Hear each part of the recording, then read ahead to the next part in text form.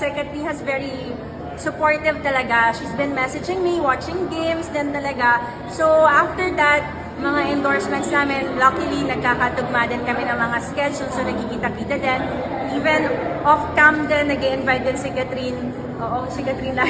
Sorry. I try to invite her also pag may mga free time siya. So, ganun lang. So, kailan namin siya makikita sa TV? Oh no. Well, let's see. No pressure, Katrin. But yeah, I think she really wants to watch the games and support the team din talaga. She's very updated din as well. So hopefully we can see her soon. Silang dalawa ni Alden sabay. Wow! Ano? Bye guys! UAAP days kasi Katrin has very supportive talaga. She's been messaging me, watching games din talaga.